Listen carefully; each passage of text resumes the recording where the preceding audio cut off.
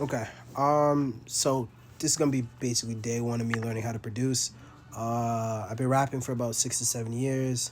I've been teaching myself how to learn, teaching myself how to mix and master. And now I think producing, it's time to produce. Just because it's been really hard finding beats, especially someone that doesn't make money. So I've been using like a lot of free for profit beats, which just isn't a safe alternative when you're trying to actually build an actual proper discography. Because they could really be taken down at any point. The producer could just be like, I don't want it to be free anymore, and it's just a lot harder to find beats. Or then they'll say free for profit beats, but then they'll say only on YouTube, and it's like, well, then that's not really free for profit. But anyway, and I'm obviously doing that because I don't make any money off my music whatsoever. But yeah, I think step one's going to be learning music theory, learning like the A minors, the C minors, and the chord progressions, and learning stuff like that. That's going to be where I'm going to start.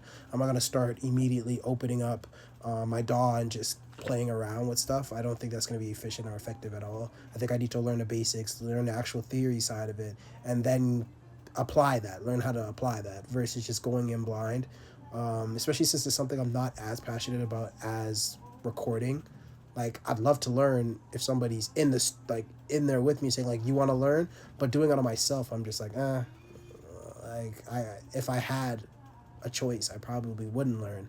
But just for more peace of mind, for affordability, don't have to be spending because like for exclusive beats, it's like hundreds of dollars.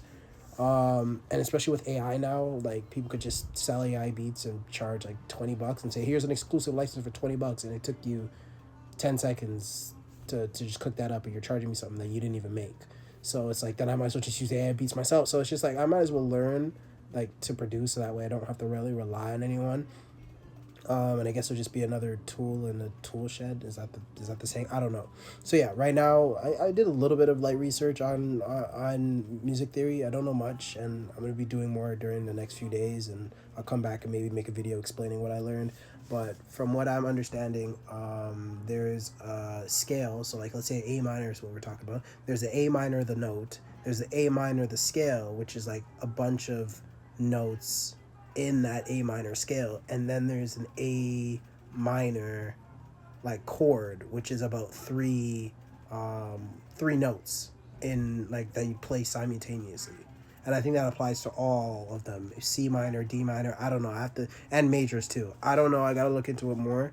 I didn't realize it was that complicated. I thought A minor was a note. I thought C minor was just a note. I thought D minor was just a note, and you played them. And then if you play them together, like let's play C minor, A minor, and B minor, that's a chord. I didn't realize there were actually like planned out things that like you want to play C minor, it's A, the note A, the note B, and the note C sharp. Like I didn't know there was more complexity to it.